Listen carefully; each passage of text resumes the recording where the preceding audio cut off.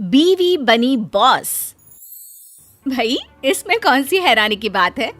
अब हर घर में बेटा बेटी समान है, पढ़ाई एक लिखाई एक, तो नौकरी कैसे अलग।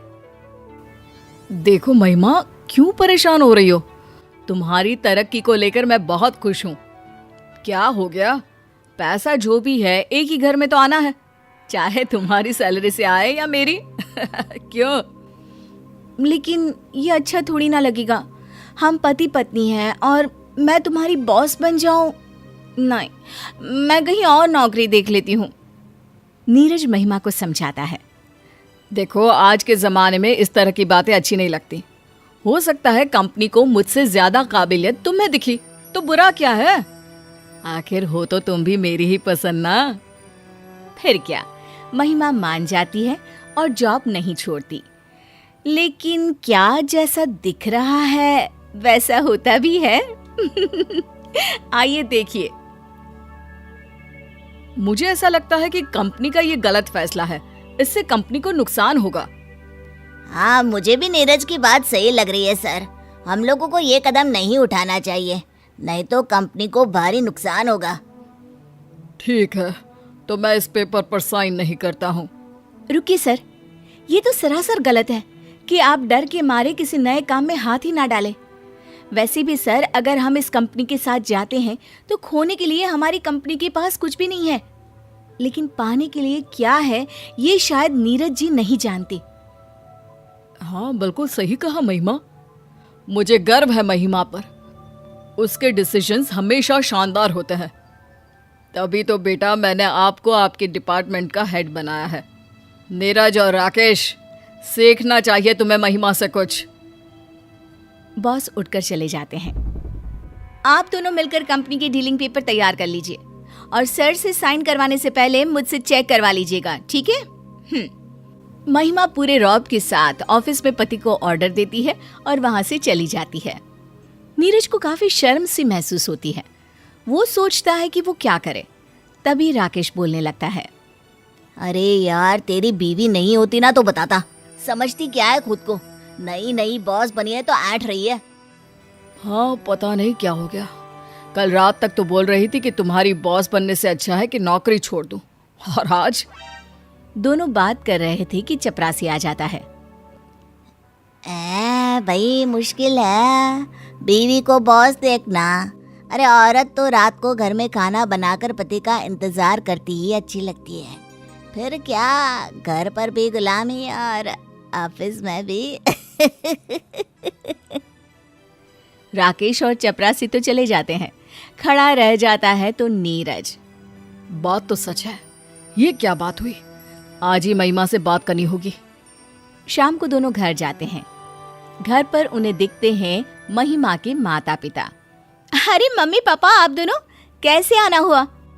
अरे हमने कहा बेटी और दामाद के घर जाकर रह ले थोड़ा।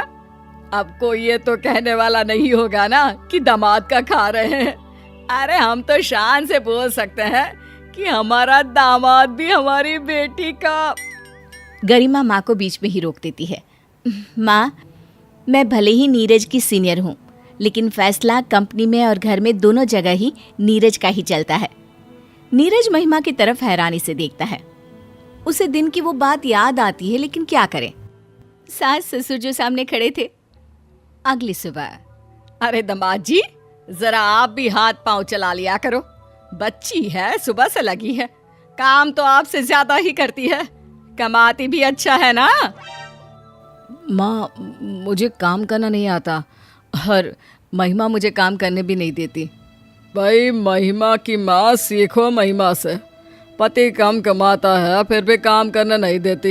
एक तुम हो, सारा दिन घर पर पड़ी रहती हो, लेकिन फिर भी मैं घर का सारा काम करता हूँ। दोनों मियाँ बीवी ऑफिस पहुंच जाते हैं। थोड़ी देर काम करने के बाद नीरज को महिमा कैबिन में बुलाती है। कैबिन में कोई नहीं होता। यस माय डार्लिंग, क्या बात है? मन नहीं लग रहा है क्या पति के बिना? महिमा को गुस्सा आ जाता है। वो एक फाइल उठाकर नीरज के सामने टेबल पर फेंक देती है। क्या है नीरज, हर वक्त मजाक अच्छा नहीं लगता। मैंने कल कहा था ना कि फाइल चेक करवा लेना। अब बताओ कौन लेगा जिम्मेदारी? अरे कैसी बात कर रही हो? फाइल तो मैंने खुद तैयार की थी और मेरी फाइल तुम देखो। देखो ये सही नहीं है, फाइल में कमी हो ही नहीं सकती। अच्छा, तो फिर गलती कैसे हो गई? माना मैं तुम्हारी वाइफ हूँ घर पर, लेकिन यहाँ नहीं। यहाँ हम काम करने आते हैं और हमारा मकसद सिर्फ कंपनी का फायदा है, समझे? अरे तो मैंने कब कंपनी का नुकसान कर दिया? मैं सिर्फ ये बोल रहा हूँ कि फाइल मैंने बनाई थी और मैंने। महिमा को लगता है कि नीरज के आत्मसम्मान को ठेस लग रही है। वो चुप हो जाती है। दोनों रात में घर आते हैं, जहाँ महिमा की माँ उसे चाय और पानी देती है। नीरज, ये लो चाय। तुम्हारी कहाँ है? वो उसी की है जो तुम्हारे हाथ में है। तुम्हारे लिए तो मैंने बनाई नहीं है, नहीं चाय। क्यों माँ? नीरज के लिए क्यों चाय नहीं है? अरे बेटा, दूध कम था, 1 कप लायक ही दूध था, तो क्या करती बोलो? तो आपको वो कप नीरज को देना चाहिए था माँ। अरे कैसी बात कर रही है बेटी, सारा दिन कड़ी मेहनत तू करती है, ज्यादा पैसा तू लाती है। अब यही चाय तेरी बड़ी बहन के घर बनी होती तो मैं तेरे जीजू को देती, क्योंकि करती ही क्या है तेरी बड़ी बहन, घर पर ही तो सारा दिन पड़ी रहती है। नीरज महिमा की तरफ देखता है और महिमा माँ से कहती है, फिर तो माँ, मेरे घर पर चाय का हक सिर्फ नीरज का ही है। अरे वो कैसे?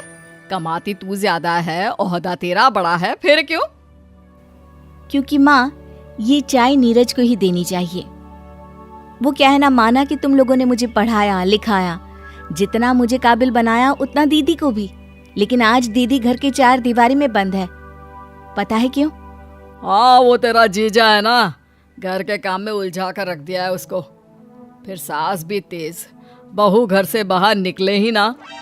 बिल्कुल, लेकिन पता है जब मैंने नौकरी छोड़ने की बात की तो नीरज ने मेरा साथ दिया। उन्होंने कहा कि आज के समय में सभी को जीवन जीने का बराबरी का हक है। हाँ, तो ये बात तो ठीक ही है, क्या लड़का क्या लड़की। मेरी 2 लड़की हुई तो मुझे पहले तो दुख हुआ, लेकिन बेटा तुम्हारी तरक्की देखकर सीना गर्व से फूल जाता है। तो माँ, उसका कारण भी नीरज ही है ना। मानो अगर शादी के बाद वो भी मुझे घर में ही बिठा देते, या मैं उसकी बॉस हूँ ये समझकर मुझे नौकरी ही ना करने देते तो। बिल्कुल ठीक बोल रही है बेटी, तू बॉस भले ही है, लेकिन तूने नीरज को पति का पूरा सम्मान दिया है। हाँ, क्योंकि हम दोनों पति पत्नी हैं और दोनों की बेहतरी कैसे हो ये हम दोनों की ही तो जिम्मेदारी है ना। नीरज की सास को समझ में आ जाता है कि नीरज का योगदान कितना है।